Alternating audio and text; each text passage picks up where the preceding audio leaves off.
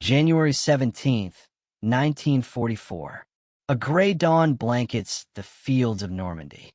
Soldiers huddle in muddy trenches, breath steaming in the cold, eyes fixed on the horizon. Across the plains, the distant silhouettes of German positions shiver under the weight of Allied artillery. Suddenly, the air shatters, not with the familiar thud of earthbound shells, but with an eerie, almost whispering burst of explosions just above the treetops. Flashes light the sky, fragments raining down in a surreal dance of fire and metal. The men stare, disbelief etched into their faces. Something is different, something they have never seen before. The Germans, too, feel it. Intelligence reports later will describe their shock in scientific terms. Our shells, they never exploded like this. Across the Atlantic, American scientists in secret labs allow themselves a rare, quiet moment of pride. Their invention, a small, unassuming mechanism inside a shell, has changed the face of artillery forever. From muddy trenches to enemy bunkers, from frightened soldiers to stunned scientists, the war has found a new rhythm, dictated not just by strategy, but by a fuse. The battlefield is alive, and everything is about to change. January 1940 had long passed, but the early years of World War II had already taught both sides the brutal calculus of artillery. In the European theaters, German forces relied heavily on well-drilled infantry and sophisticated defensive positions. Allied commanders, for all their planning and courage, struggled against entrenched lines and mobile panzer divisions. By 1943, it was clear that sheer volume of fire alone could no longer guarantee success. Shells buried themselves in the mud or exploded harmlessly, giving defenders precious seconds to regroup. Across the Atlantic, the United States faced a dual challenge. On one hand, the Army had a vast industrial capacity. On the other, it lagged behind Germany in artillery innovation. Shells detonated on impact, but this method had limits, particularly against aircraft or dispersed enemy formations. American scientists, already racing in other fields such as radar and the atomic project, turned their attention to the problem. How could a shell know when to explode at the right moment, in the right place? The solution came in the form of the proximity fuse, a small, intricate device embedded in the nose of artillery shells. It contained a miniature radar system capable of detecting nearby targets. When properly calibrated, the fuse allowed the shell to detonate in midair, above enemy troops, or above approaching aircraft, creating a lethal shrapnel cloud instead of just an impact crater. In laboratories scattered from the coasts of Massachusetts to secret test ranges in the deserts of New Mexico, engineers and physicists worked feverishly to miniaturize components, stabilize circuits, and ensure reliability under extreme conditions. The project remained shrouded in secrecy. Even generals were briefed only in fragments. To maintain operational advantage, knowledge was tightly compartmentalized. Soldiers firing the shells and training often had no idea what made them different, only that they were remarkably effective. The U.S. Army, understanding the psychological and tactical value of surprise, prepared carefully. In parallel, German intelligence remained vigilant. Reports filtered back from spies and radar operators that something unusual was being tested by the Americans, though the details were murky. German scientists, confident in their engineering, assumed that no new technology could change the balance of artillery so dramatically. By late 1943, planning moved from laboratory to battlefield simulations. Anti-aircraft units were among the first to test the fuses under control conditions. Shells detonated above mock aircraft, scattering fragments with unprecedented precision. Soldiers reported an almost uncanny effect. Planes seemed enveloped in clouds of steel before they could reach the target. Ground troops, too, witnessed changes in artillery patterns during field drills. Observers noted that explosions now occurred in the air, sometimes meters above the ground, creating a curtain of lethality rather than a single point of impact. The implications were immediate and far-reaching. Artillery units no longer relied solely on massed fire to break defensive lines. Timing and placement gained new importance. Commanders began considering strategies that leveraged the fuse's ability to disrupt formations and sow confusion. Even minor skirmishes could now produce outsized effects. Soldiers, who had grown accustomed to the predictable rhythm of bombardments, had to adapt quickly. The psychological impact was as potent as the physical damage. Meanwhile, German military planners observed these developments with unease. Reports from occupied Europe hinted at a shift in Allied capabilities. Intercepted communications, intelligence briefings, and reconnaissance photographs suggested that the Americans were testing special shells capable of neutralizing defensive positions more effectively than conventional munitions. The German High Command, preoccupied with multiple fronts, initially underestimated the scope and sophistication of the American innovation. Many scientists, steeped in conventional artillery theory, dismissed the idea that a small fuse could radically alter battlefield dynamics. As preparations continued for the invasion of Western Europe, the stage was set. American scientists had created a device that combined physics, engineering, and ingenuity, yet its true power would only be revealed under the scrutiny of live combat. From secret labs to artillery parks across the United States, men and women worked with obsessive care, aware that failure was not an option. The Germans, confident in their experience and technological prowess, did not yet realize that the fuse would redefine both offense and defense. This tension between innovation and tradition, secrecy and revelation, expectation and reality, would soon find its expression in the smoke and mud of the battlefield. Artillery was no longer a blunt instrument. It was a precise, almost sentient tool of war, capable of altering outcomes in ways few had imagined. And yet, for the men on both sides, none of these calculations mattered until the first shell whistled through the air and exploded in a manner they had never seen before, an event that would leave soldiers and scientists alike stunned. By early 1944, Allied forces were preparing for the long-anticipated invasion of Western Europe. Normandy, with its rugged coastline and fortified German defenses, became the focal point for months of meticulous planning. While armies, ships, and aircraft amassed along the southern coast of England, artillery units were quietly receiving a new type of ammunition, shells equipped with a proximity fuse. To the untrained eye, they looked no different from standard ordnance. But inside each shell was a carefully engineered sensor capable of detonating above ground, above trenches, or above advancing formations, an invisible hand reshaping the battlefield. The decision to deploy the fuses in combat was not taken lightly. American generals recognized both the immense potential and the risk. The devices were delicate. Early failures in testing had caused premature detonations or dud shells. Yet, the promise of greater lethality and psychological impact outweighed these concerns. Operational secrecy remained paramount.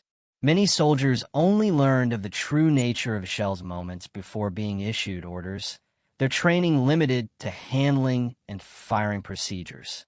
Even so, morale among artillery units was quietly buoyed. The promise of a technological edge offered a rare glimmer of control in an otherwise chaotic theater of war. Across the English Channel, German commanders remained unaware of the scale of the impending innovation. Intelligence reports were fragmented and often speculative. Radar operators detected anomalies during test flights, and reports from resistance networks hinted at experimental ordnance in Allied ports, but nothing concrete emerged. German scientists, confident in the precision of their anti-aircraft systems and the reliability of conventional artillery, largely dismissed these fragments as inconsequential. In their calculations, the war's outcome still depended on troop numbers, tank divisions, and entrenched fortifications, not on a small electronic fuse inside a shell.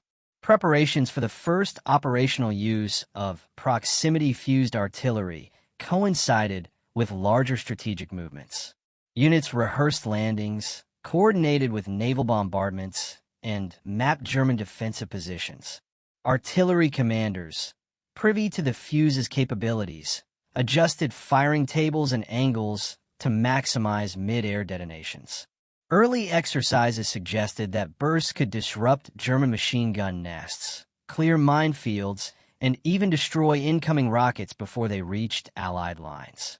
The timing and placement were crucial. Too high, and the effect diminished. Too low, and the shell behaved like a conventional round.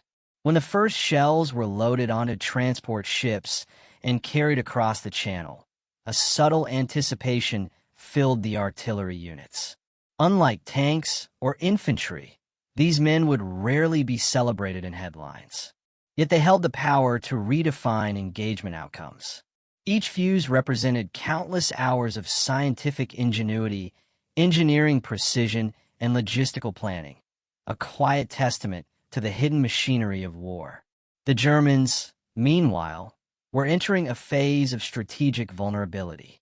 Resources were stretched thin across multiple fronts. The Eastern Front still demanded relentless attention, and the Italian campaign strained both manpower and supply chains. Coastal fortifications in Normandy were formidable, but they had been designed to resist predictable assaults. Heavy guns, minefields, bunkers. They were not designed to counter an unseen innovation detonating in the air above them. Early reconnaissance suggested that German anti-aircraft gunners will be the first to experience the fuse's unexpected lethality. Reports from training exercises filtered back to U.S. High Command. Observers noted that conventional counter-battery tactics were suddenly less effective. Enemy troops appeared stunned by bursts that seemed to erupt from nowhere. The fuse created not only physical destruction, but also psychological disorientation. Soldiers reported that the explosions appeared to come from thin air, scattering formations and eroding confidence in established defensive doctrines. The Germans, used to calculated battlefield responses, faced a weapon that defied expectation. By the time D-Day approached, proximity fuse shells had already been shipped to key artillery positions along the southern English coast. Planners calculated trajectories with precision, integrating the fuses into the larger bombardment strategy. Naval guns, field artillery, and anti-aircraft batteries all became part of a network designed to leverage the fuse's unique capabilities. The goal was not merely to inflict casualties, but to disrupt command, delay reinforcements, and force German units into a state of uncertainty. The stage was set. On June 6, 1944, as the first waves of landing craft approached Omaha and Utah beaches, and as airborne divisions descended behind enemy lines, the proximity fuse shells would begin to rewrite the rules of engagement. For the German defenders, the invisible threat above, silent until it exploded, would represent a turning point they neither expected nor could immediately counter. From the laboratories of America to the muddy fields of Normandy, the fuse was more than a weapon. It was a symbol of a new kind of warfare, one where technology, timing, and precision could redefine outcomes. Soldiers, commanders, and scientists alike were about to witness the first real test of an innovation that would shock the world and alter the very nature of artillery forever. For the soldiers on the front lines, the arrival of the proximity fuse shell was at first incomprehensible. Infantrymen huddled in foxholes, watching the familiar patterns of artillery fire suddenly change. A shell would arc high above their position and explode not on impact, but in midair, sending fragments spiraling down with deadly efficiency. The effect was immediate and visceral. Men described a sensation unlike any previous bombardment. The air seemed alive with fragments, the ground trembled beneath them, and the sky itself became a weapon. Fear mixed with awe. Some whispered that the Allies had discovered magic, though the reality was far more scientific. Even for those issuing the fire orders, the fuse introduced a new psychological dimension. Artillery crews were trained to calculate range, elevation, and timing, but now they were coordinating with an unseen sensor within each shell. A miscalculation could still render the fuse ineffective, but success meant devastating results for the enemy. Letters later written by soldiers on the front recounted a strange satisfaction, almost pride, in wielding a weapon that seemed to anticipate its target. In the chaos of Normandy and later campaigns, the fuse became both a literal and symbolic extension of the soldier's reach, a tiny device with immense consequence. The proximity fuse represented one of the most sophisticated technological achievements of World War II. Inside the shell, a miniature radar system constantly emitted electromagnetic waves. When these waves reflected off a nearby target, an internal circuit triggered the detonation, sending the shell's lethal payload into the air above enemy positions. The engineering challenge was immense. The device had to survive the violent acceleration of being fired from a gun, withstand the heat of atmospheric friction, and remain stable until detonation. Early tests revealed countless failures, premature explosions, duds, or misfires, but iterative refinements gradually produced a reliable design. Its success relied not on size or weight, but precision. Engineers designed robust shock absorbers for sensitive components, miniaturized vacuum tubes, and developed circuits that could endure extreme vibration. Even minor deviations could render a shell ineffective or dangerous to those firing it. Laboratory scientists understood that the fuse was more than a weapon. It was a marvel of applied physics, electronics, and material science. In secret workshops, teams of chemists, metallurgists, and radio engineers worked around the clock. Each successful test increased confidence, while failures provided immediate lessons. By mid-1944, the proximity fuse had transformed from a theoretical innovation into a battlefield-ready instrument capable of reliably devastating enemy formations. German scientists and commanders faced the fuse with a mixture of disbelief and alarm. Intelligence reports had hinted at new American ordnance, but the rapid, mid-air detonations observed during the Normandy campaigns defied conventional understanding. Frontline troops described shells exploding above them, raining fragments with uncanny accuracy. Reports were sent to German research facilities, where physicists struggled to conceptualize how such a small device could survive firing stresses and detect targets in real time.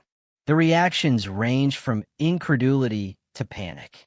High-ranking officers dismissed initial reports as exaggeration, while engineers began a frantic search for countermeasures.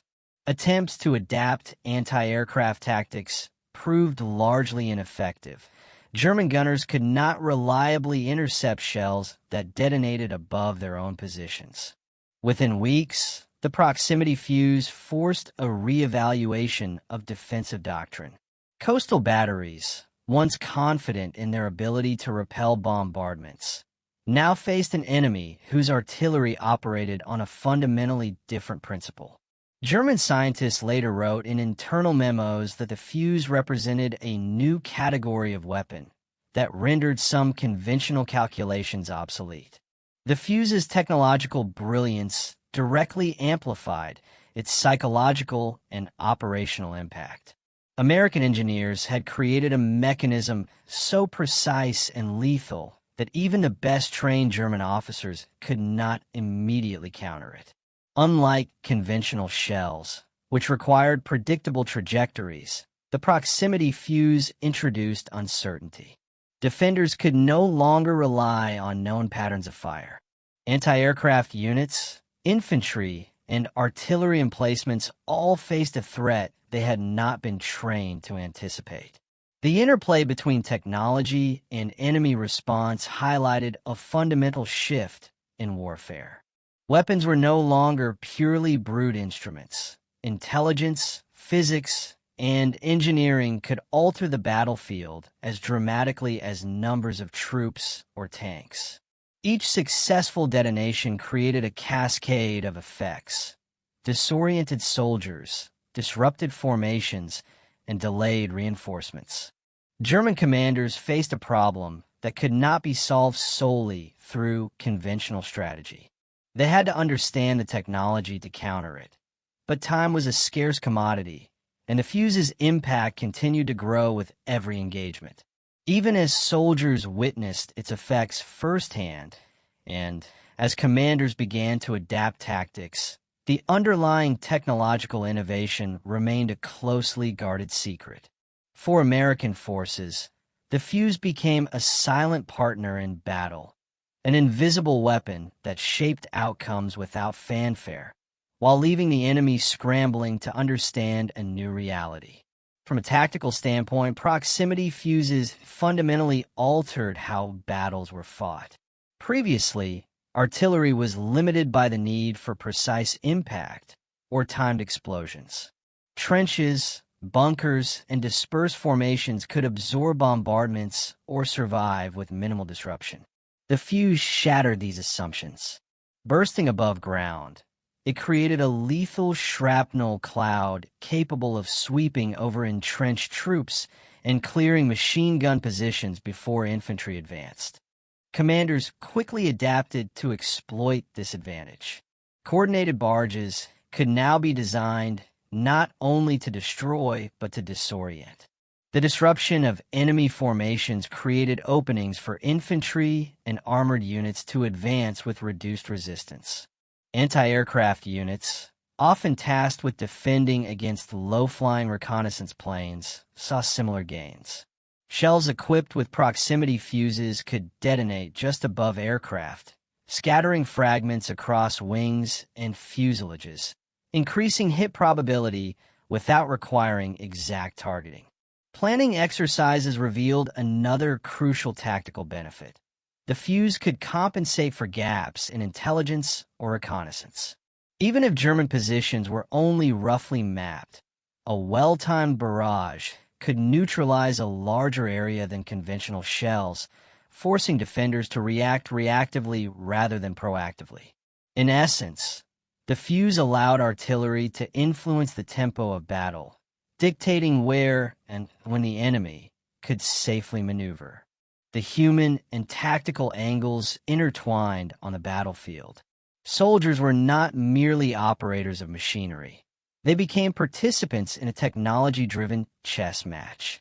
The fuse amplified human agency while simultaneously challenging traditional doctrines. German troops, accustomed to predictable bombardments, faced sudden, unanticipated destruction. Reports later described the confusion and disarray caused by mid-air detonations.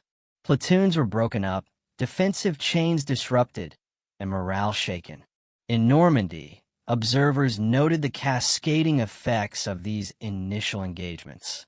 Infantrymen who survived the initial barrage described a surreal battlefield, where the very air above seemed to threaten their lives. The tactical advantage was not just in physical destruction, it was psychological. Commanders could see the ripple effect across enemy lines, with disrupted units delaying reinforcements, leaving gaps for armored advances, and forcing a continuous recalibration of defensive positions. The human experience of proximity-fused artillery thus became inseparable from its tactical value. A single, small innovation inside a shell amplified the reach of the artilleryman while disorienting, intimidating, and physically damaging the enemy.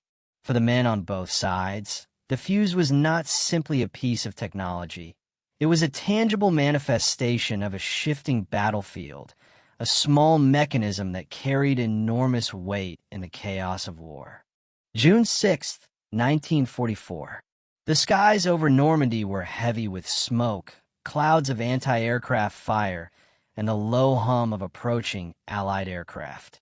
The morning light struggled to pierce the fog over Omaha Beach, where thousands of soldiers braced themselves for the invasion. On the cliffs above, German defenders manned fortified bunkers, machine guns trained on the foreshore, confident in their calculated defenses. They had weathered countless bombardments and expected the familiar rhythm of artillery shells hitting sand and stone. But this morning, the rhythm would change. Allied artillery units, positioned along the southern coast of England, had fired meticulously planned pre-landing barges. Shells rained down in massive waves, but now, interspersed among conventional rounds, were the proximity-fused shells. Unlike the usual impact explosions, these devices detonated just above German fortifications, shredding concrete emplacements and scattering defenders into the open. From a distance, observers noted the eerie spectacle.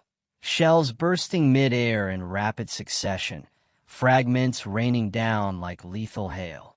The Germans, trained to endure bombardment, now faced a new terror. Their bunkers were no longer safe. Trenches and foxholes offered limited protection against a cloud of shrapnel suspended above them. The psychological effect was immediate. German soldiers reported confusion and disbelief. Observers later recounted that men hesitated, uncertain whether to fire, move, or retreat. Orders became chaotic as unit cohesion fractured under the unexpected devastation. Commanders, trying to direct a response, found that the traditional principles of artillery defense no longer applied. Mid-air detonations disrupted communication lines, severed reinforcement routes, and forced rapid adaptation. The proximity fuse, small and unseen, had amplified the human cost of the battle before the first infantrymen even reached the shoreline. For the American artillery crews, the results were both terrifying and exhilarating. They monitored shell bursts through binoculars and plotted trajectories on maps, adjusting fire to maximize coverage over German positions. The fuse had transformed the battlefield into a controlled environment, where precision and timing dictated success.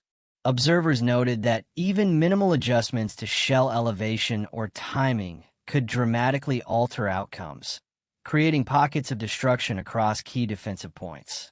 Soldiers on the ground saw bunkers reduced to rubble, machine gun nests neutralized, and entrenched positions rendered ineffective, all without a single direct hit in some cases.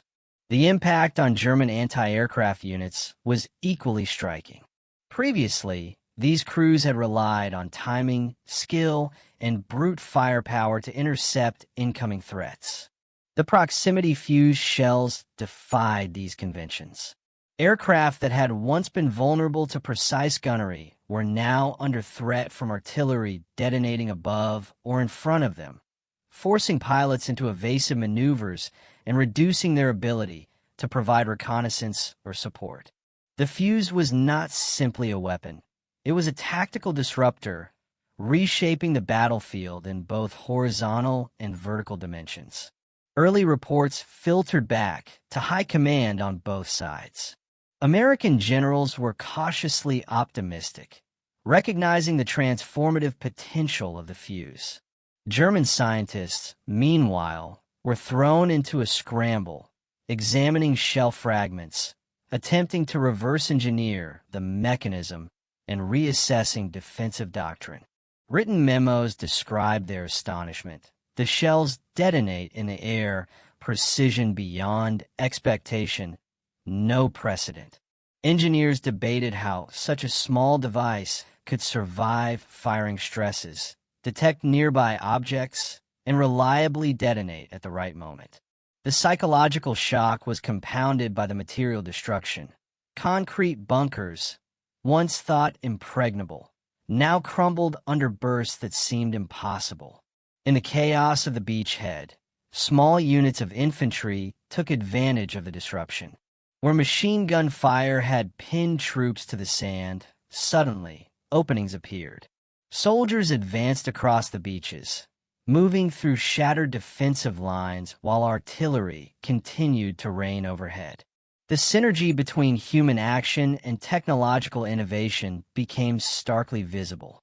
A previously impregnable position could now be neutralized not by brute force alone, but by the calculated application of a tiny fuse within a shell.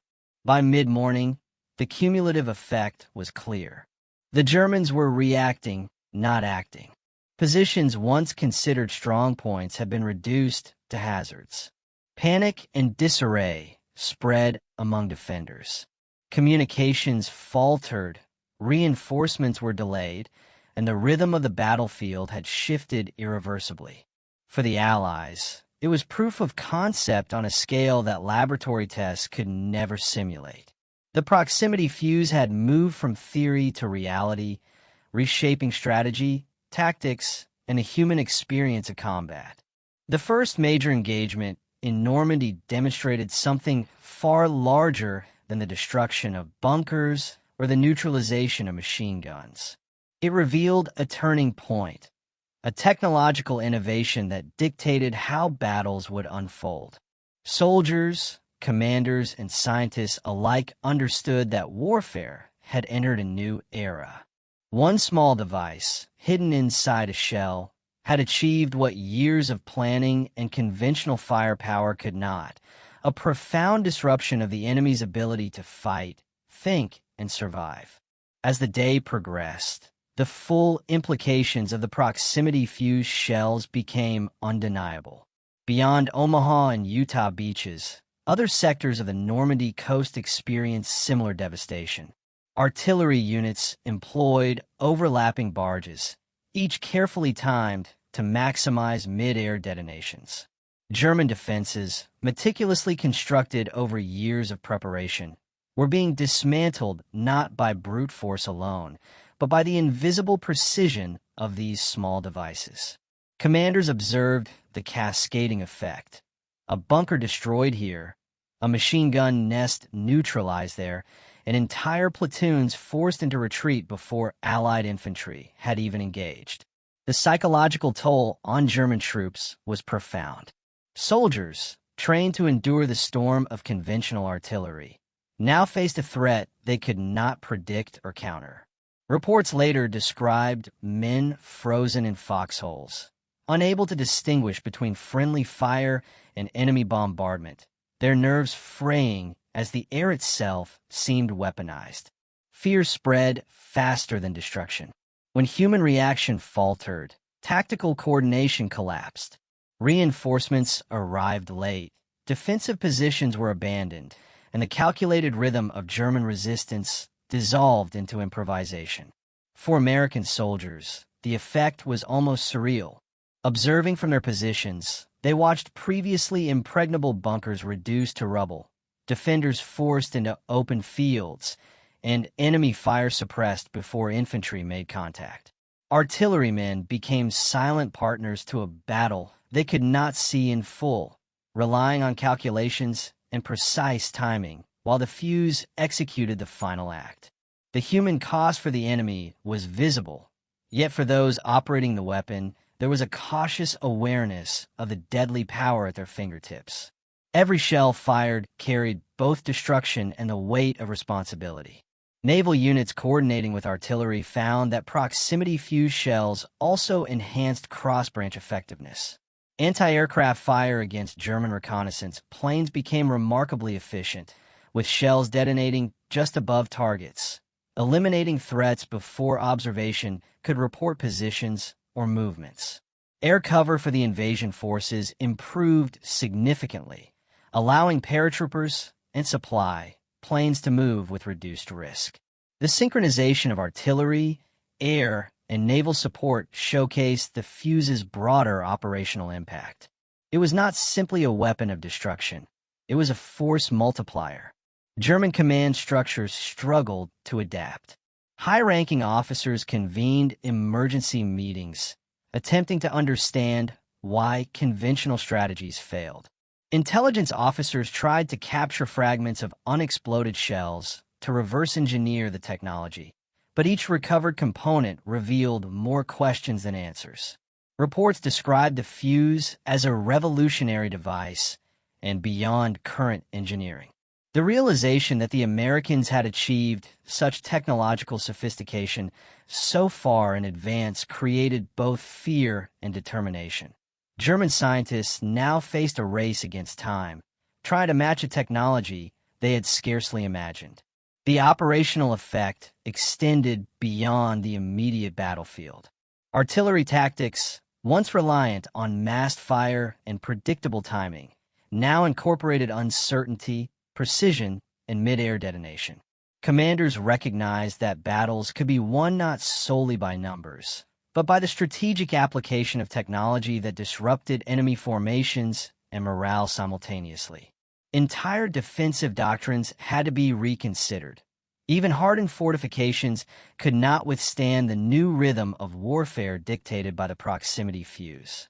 Meanwhile, the Allied forces adjusted in real time. Field reports and aerial reconnaissance confirmed the effectiveness of the shells, prompting refinements in firing patterns, elevation angles, and timing sequences. The technology's reliability allowed for daring maneuvers. Infantry could advance under barges previously considered too dangerous.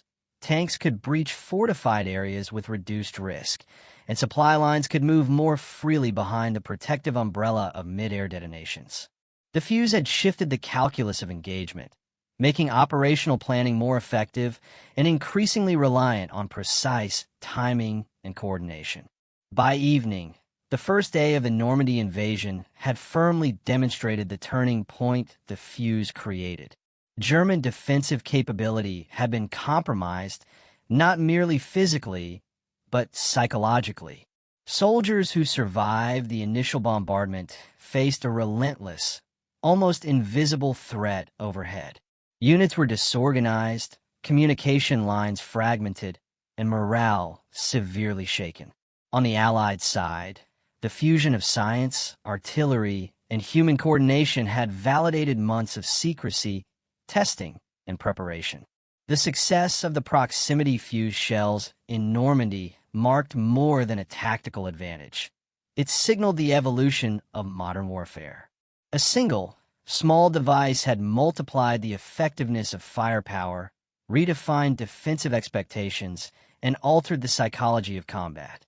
From the front lines to command posts, both sides understood that the battlefield had changed forever.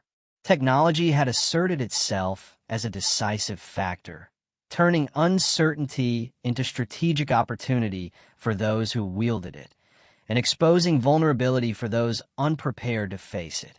By nightfall, the smoke over Normandy was thick, the beaches scarred, and the surviving German defenders battered.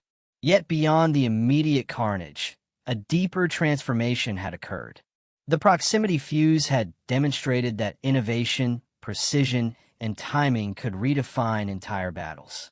The war, already global and devastating, had entered a new phase, one in which unseen devices carried consequences as profound as any army or fleet. And in the minds of those who had witnessed it firsthand, from the soldiers huddled in trenches to the generals directing fire from afar, there was a quiet acknowledgement. Nothing would ever be the same again. The days following the initial use of proximity fuse shells in Normandy revealed the full tactical impact of the innovation. Allied commanders assessed the battlefield with a combination of relief and measured astonishment.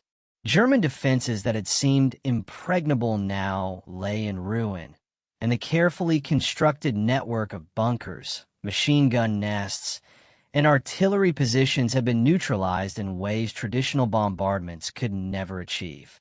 Reports estimated that a single barrage of proximity-fused shells could incapacitate entire defensive sectors, creating openings for infantry and armor alike. Field commanders noted another significant effect.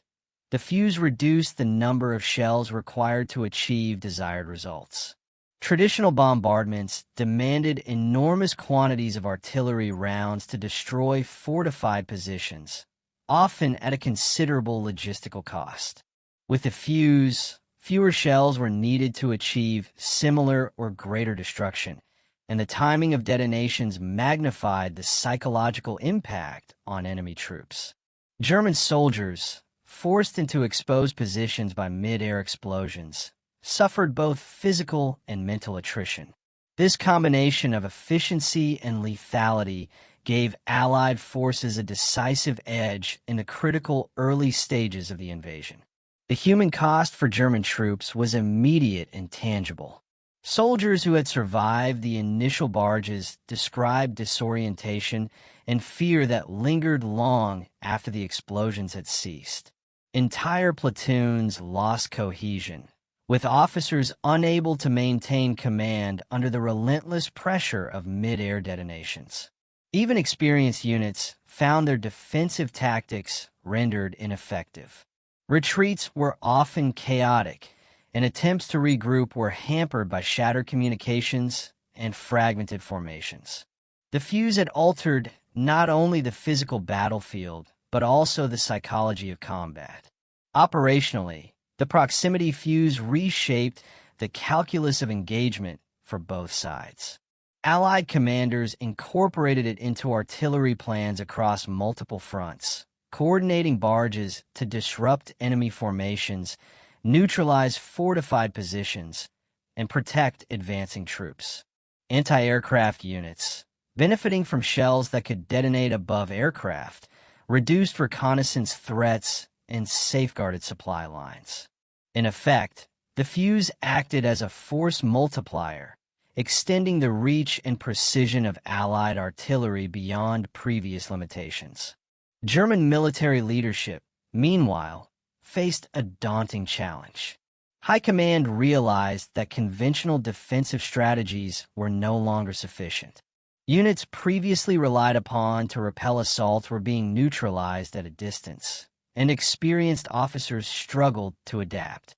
Intelligence reports analyzed captured fuse fragments, but understanding the technology took time, a luxury not afforded in the midst of an ongoing invasion. Engineers and scientists began exploring potential countermeasures, but the rapid deployment and secrecy surrounding the technology meant that German adaptation lagged significantly behind American application. The success of the fuse also influenced strategic planning. With mid-air detonation capabilities, the Allies could consider operations that previously carried prohibitive risk. Infantry assaults could be synchronized with artillery barges that neutralized enemy strongpoints ahead of the advance, reducing casualties and increasing operational tempo. Tanks and mechanized units could exploit gaps created by fuses, moving through contested zones with reduced exposure. Supply convoys and logistics networks could be protected under the indirect coverage of precise barges. In short, the proximity fuse became a pivotal element of operational strategy, reshaping how battles were conceived, planned, and executed.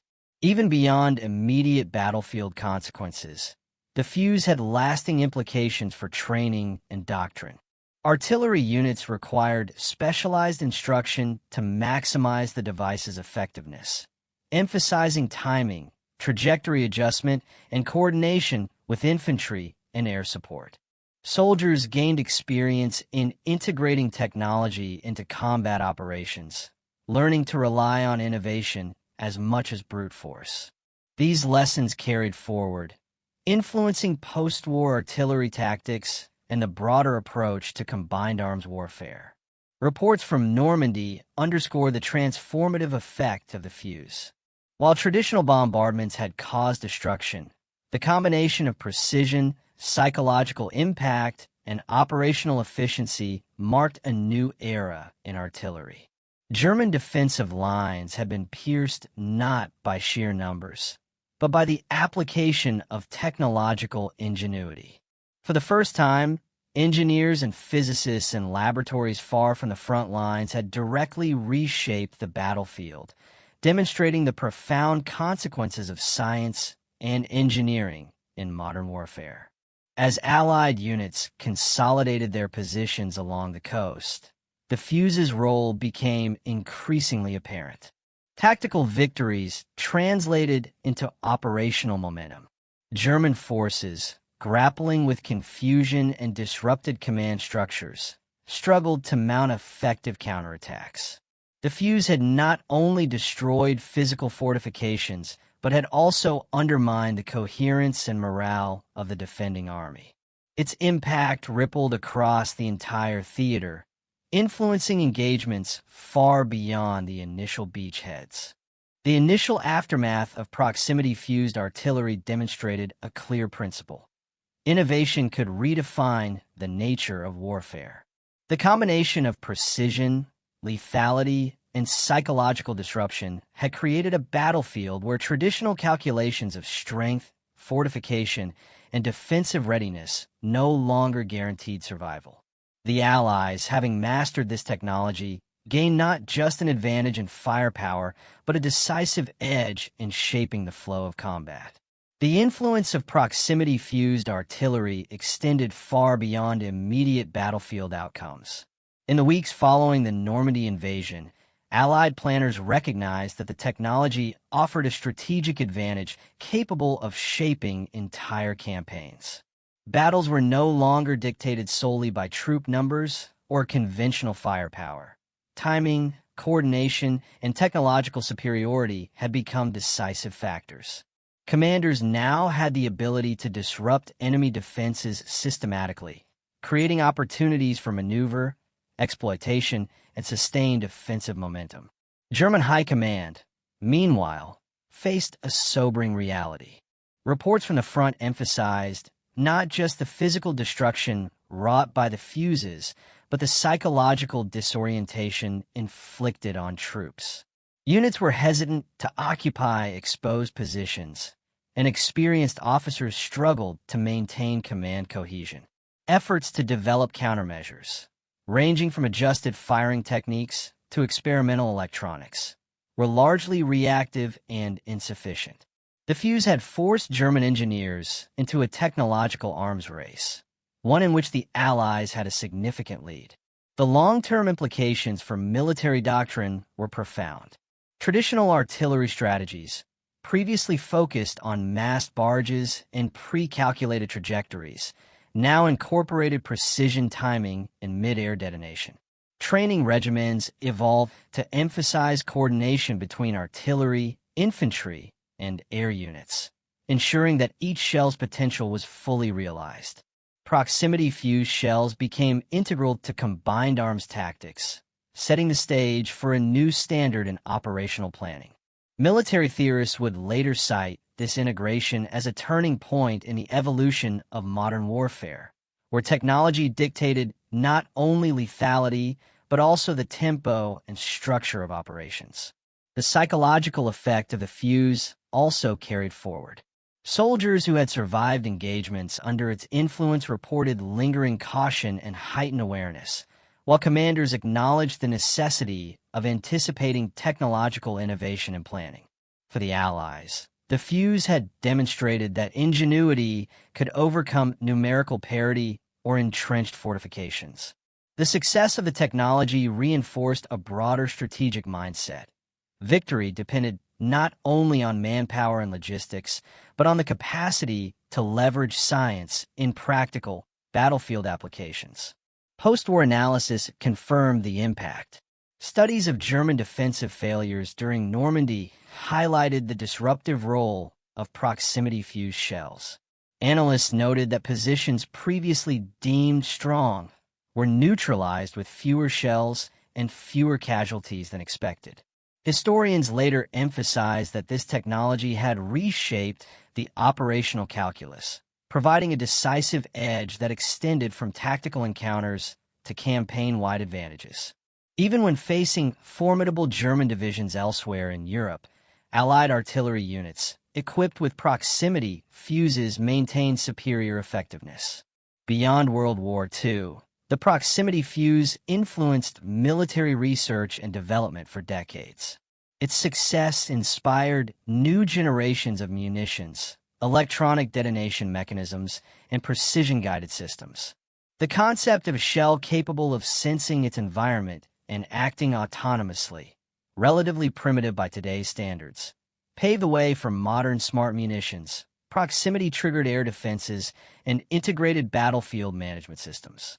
The small device within a 1940 shell represented the intersection of engineering, physics, and tactical necessity, demonstrating that even the simplest mechanism could alter the course of engagements and the psychology of armies. German scientists, though initially shocked, contributed indirectly to future technological development. Their analysis of captured shells and attempts at reverse engineering spurred advances in radar, electronics, and munitions design. Even in defeat, the exchange of knowledge accelerated post-war research. In this sense, the proximity fuse was more than a weapon. It became a catalyst for innovation, influencing both Allied and Axis engineering in the final stages of the war and in the decades that followed. The strategic consequences of the fuse were equally clear. Its integration into operations allowed the Allies to plan offensives with a higher probability of success and lower attrition. The ability to neutralize defenses remotely, disrupt command chains, and maintain operational momentum changed the balance in multiple theaters. Campaigns became not just contests of strength, but exercises in technological application, coordination, and foresight. In essence, the fuse had transformed artillery from a blunt instrument into a precision tool capable of shaping the entire operational landscape. As the war continued, proximity-fused artillery remained a symbol of innovation's power to redefine conflict. Soldiers, commanders, and scientists alike recognized that the small, unassuming device had far-reaching consequences, physically, psychologically, and strategically. Its legacy was not only in the destruction it caused, but in the transformation of military thought, doctrine, and the integration of technology into the art of war. The stage was now set for reflection, a consideration of how a tiny fuse reshaped the human experience of combat, the trajectory of World War II, and the very nature of technological innovation in warfare. The story of the proximity fuse is, at its core, a testament to human ingenuity and the transformative power of technology in warfare. A small device, no larger than a man's fist, redefined how battles were fought, how soldiers perceived danger, and how commanders approached strategy. Its significance extends beyond the immediate destruction it wrought. It lies in its ability to shape the psychology of combat, to shift the balance of power, and to demonstrate that innovation can alter the course of history. For the men on the beaches of Normandy, and for those who followed in subsequent campaigns, the fuse became a silent partner in battle. It amplified human action, extending the reach of artillery while introducing uncertainty and fear among enemy ranks. Its effectiveness was not solely in physical damage, but in the cascading disruption it created, fracturing formations, delaying reinforcements, and breaking the rhythm of the enemy's defense. Soldiers on both sides were forced to confront a new reality. Warfare had become as much about precision, timing, and technological ingenuity as it was about courage or numbers.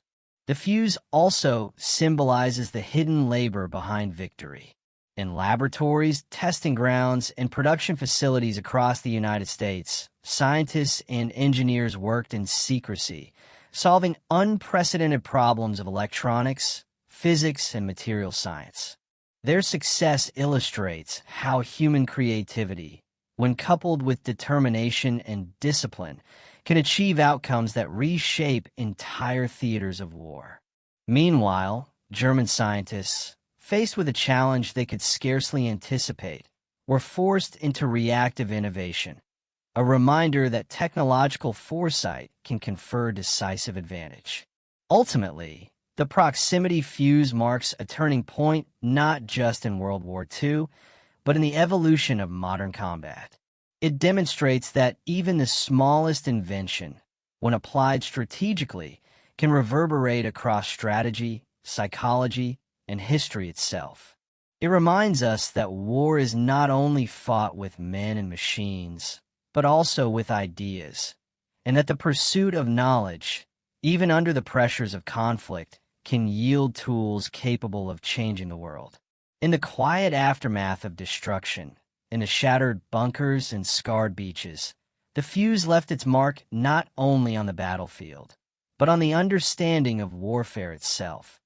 That precision, innovation, and human ingenuity can redefine the very nature of combat.